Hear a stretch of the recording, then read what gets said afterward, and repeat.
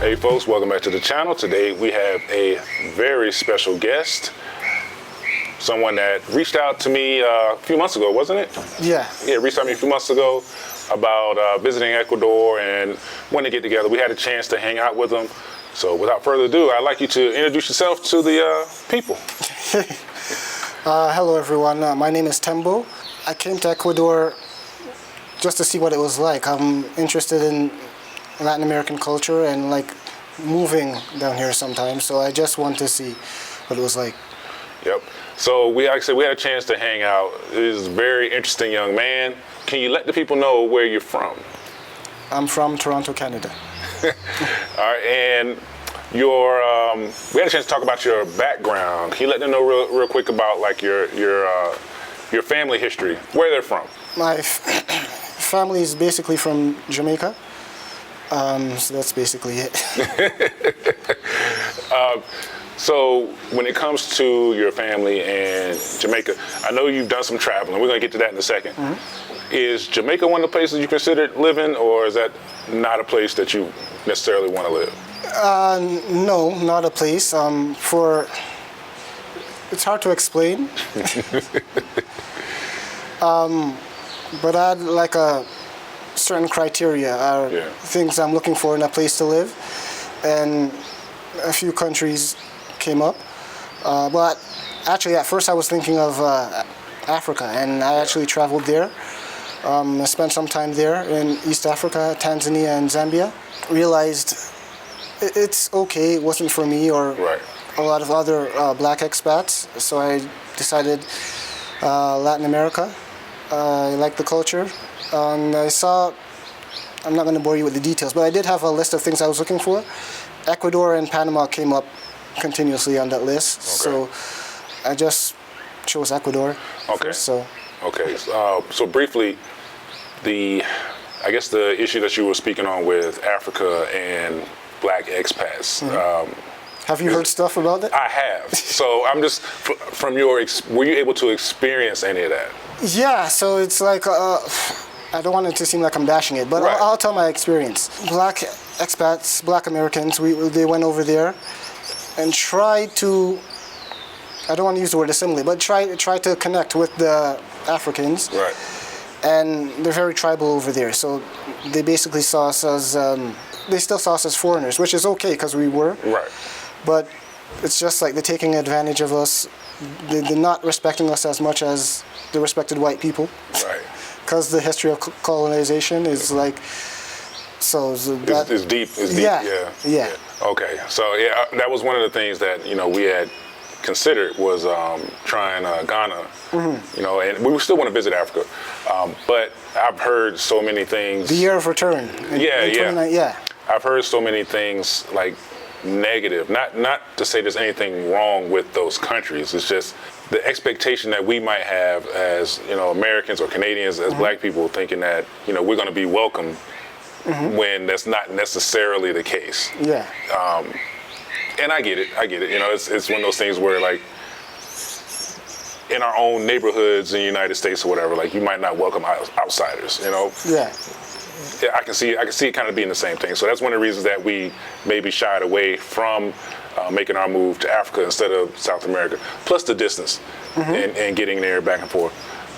So it's just interesting to hear someone else's take on it. So we're still going to visit, but I don't want to have expectations that aren't, viable.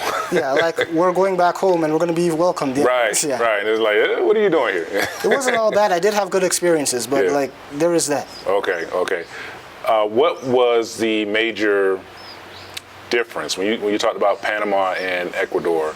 What were the major advantages for you over Africa? Okay, I'll explain it. It was more developed. Yeah. And it was easier to stay here long-term legally. Right. And I mentioned it was more developed. I don't want to sound like a spoiled Westerner. I would actually be willing to deal with the less development. Right. If the attitude of the people was better. Right. So I asked myself, why am I gonna fly so far away from North America to deal with this attitude when I could go to a place that, first of all, people have better attitude and better intentions, and also it's easier to stay here legally. Right. So again, with immigration in Africa, you'd go to one person, you'd hear one thing, go to the other person, you hear another thing, and both of them were trying to like scam money from you. It's like, it's a bit more. I'm not saying that won't go on here, but it's a bit more organized here. Right. And even the transportation systems, like they actually have regular buses instead of people just cramming up into small vans. It's like, anyways. Yeah. Some differences. Yeah. How many countries have you had an opportunity to visit? In my life? Yes. Probably about, I was thinking of this a while ago. I would say like 12 that I've actually visited. Yeah. And if you include countries that I stayed like less than 24 hours just transiting through, it's like 20. Okay. So yeah, as a younger person, younger than us, I don't want to call you a young person. Yeah. But as a person younger than us, do you feel like there aren't as many people your age who are traveling, or maybe people your age should travel more versus how much they do already? And being from Canada, I don't know. I'm not sure how much is different from the United States when it comes to travel, because a lot of black folks in the United States really don't leave the country unless they want to like right. That's and the difference is like the United States it's so vast and like various across the country. A lot of Americans don't feel the need to really have to leave. Yeah. Which like I get it, but there's that, but there's also the fear. Yeah. Fear of the outside, because American news is very. It's very one-sided. Yeah. Very negative towards outside of the U.S. It's also the finances. Like Americans are very cash-strapped. So. Yeah. So it can be difficult. For you, do you try to encourage people your age or younger? Because I know we try to. It's like you said, it's difficult. People are kind of cash-strapped. Rents are high, and but we try to encourage people. Hey, get a passport, go somewhere. You don't have to only go on a cruise to the Bahamas or whatever. You can start with Mexico, start with Canada, whatever, and venture out. Do you? In your travels, do you run across other people around your age or younger? Every now and then, yeah. But it is mostly people that are retired, your age and older. But I have come across some my age, but they're not the majority. Right. Yeah, absolutely.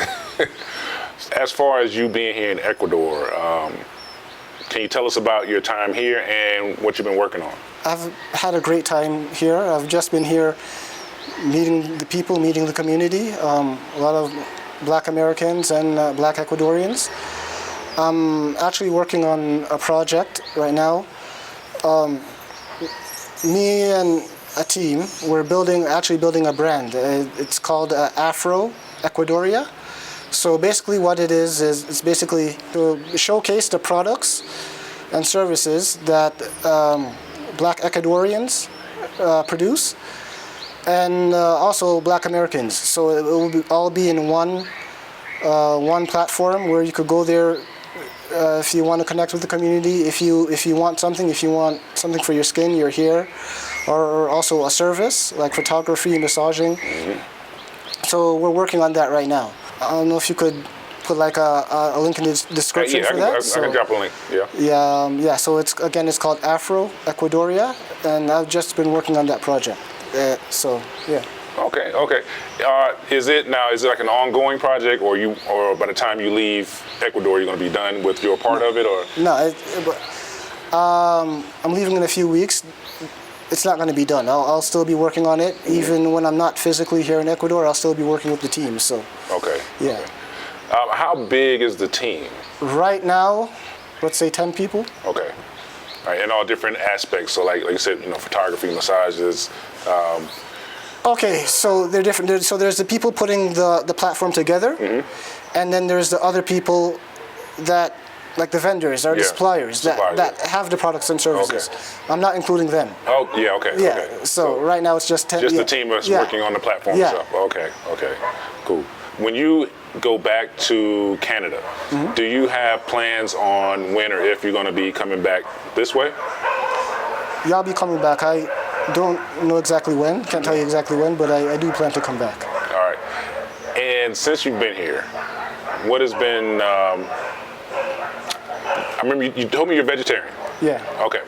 What has been one of your favorite meals since you've been here that you can remember? It's actually very basic. I don't know if it has a name, but it's basically just like rice and either fried or baked plantain, salad and beans, and it's basically it. Yeah, it's pretty. Yeah, it's pretty regular. Yeah. Because pretty much every meal here comes with plantains and rice and beans. When you do go back to Canada, as far as the platform you're working on, how will you be involved with it from there? Will you still be like supporting it, technical terms, or? Like we're building profiles online and websites, so whatever they need, like I'll help them. Yeah. A lot of it's online. Okay. So, yeah, and that was another thing we're working with, because down here, the internet and mobile payment are like debit and credit card payments. Online payments is what I was looking for. It's not as common down here. Right. So that's another thing that we're trying to work around. Yeah. So, but yeah, my work will mostly be online. Okay. And, yeah. All right. Well, have you thought about, I know you can't hear me, but have you thought about doing online transfer, bank transfer? Because that's a big thing here, where people do bank transfer to pay for stuff. Okay. Instead of credit card, because sometimes we'll go to a place, they won't accept credit cards. But they'll do bank transfer. You can do a bank transfer. So that may be something you want to consider. Yeah. Online. Yeah, we could consider that. Yeah. So do you have any questions for us? Sure. Just like basically, like what are your likes and dislikes about Ecuador? Well, first of all, how long have you been here? 3 years. 3 years. Yep. Okay, and you were somewhere else before. You were in Salinas. Salinas for 2.5 years. Yep. Oh, so 3 years in Ecuador total. 5, almost 6 months here in Cuenca. So just like, what are your likes and dislikes about? Well, number one, like we really like the cost of living compared to the United States, obviously. We really enjoy the people and the culture, like how, I don't even want to say like how free it is. That's not the word I'm looking for, but how relaxed? Relaxed, yes. Yeah. Tranquilo. How relaxed they are. I feel that too. Because one thing I've mentioned before is that like if you're out in traffic, if you're out in public, in a car, a bus, whatever, it seems like, people are driving fast, cutting through stop signs and lights or whatever, almost like everyone's in a hurry, but at the same time, no one's in a hurry. And like what I would say is like, I think that the reason we see people driving so fast is because they're late for something. Because they're so relaxed. Like it's like, oh, I get there when I get there. Yeah. And I know that's kind of a bad example, but like the culture in general is just really relaxed and accepting. The people are really nice. We don't feel, I guess it may also be because how we look, that we don't necessarily get like the gringo treatment, which isn't always bad, but we get looked at as if we're not gringos automatically. Which actually helps us a little bit. Until we speak. Until we start talking, and then it's obvious. And the food, we love the food. Yeah. We had to cut back on like how much rice and plantains we were eating. It was getting to be a little bit too much. So what did you substitute it with? The rice and plantains? I don't know. In the Caribbean, I don't want to say that I really even substituted it. We just don't eat it as much. Okay. No, he doesn't eat. He eats it more than I eat. Yeah, just not as much as we used to. Right. Like our first year here in Salinas, oh my goodness, man, we ate everything. Like so much rice and plantains. A lot of seafood too, right? Oh yeah, absolutely, absolutely. Yeah, it was a lot more seafood in Salinas. Because it's on the coast. Yeah. Like I said, the food, cost of living, and just being able, for us, I can't say this for everybody, but for us, it's the fact that, we did retire early and to come live here. So that helps with the enjoyment, is that we don't have to work. So that's one of those things where I can't say like, oh yeah, because I don't work, but everybody doesn't have that. Yeah. So, but that is one thing that we enjoy about it. Okay. And dislikes? Dislikes, not a lot, honestly. You don't have to say anything. There's really not much that we dislike. There are things that we might say like, oh, well, this might be better in the United States, like, some of the infrastructure, some of the roads, whatever. But that's something we accepted when we came here. That's not, I can't say that's a dislike. I would say for me, not a dislike, but maybe an inconvenience. Because I like to shop and I like to go pick up what I want. But a lot of places here, you have to tell them what you want. Okay. If it's in Spanish, I don't know what it's called. Yeah. And I have to point, like, no, go over here. Go to, you know. Yeah. That's an inconvenience. Okay. But not a dislike. Right. Because they still have the product. I just don't know the name and I can't physically pick it up. You could look up the name before going to the store. I've done that a few times. Yeah, we've had to do that. Sometimes the names don't. It's Right. different. Yeah. Yeah. Because they're different countries use different Yeah. words. Same like English-speaking countries. Yeah. They use different. Yeah. But yeah, other than that, we don't have really any dislikes. So there's inconveniences, and a lot of inconveniences are based on language, just our lack of Spanish, Yeah. Spanish proficiency. If we spoke fluent Spanish, I don't think there'd be anything that we didn't really, no real inconveniences. Honestly, that's the biggest inconvenience. Okay. So yeah, how about you? Was there anything that has struck you as like kind of a culture shock being here? Not culture shock, because I've been in many different cultures, and when I go to a new place, I try not to have any expectations. So like I keep my mind open. Yeah. So not really culture shock. So there's a few things that like I said, not dislikes, but like a few annoyances. Yeah. You could hear one of them is right now is the dogs. Right.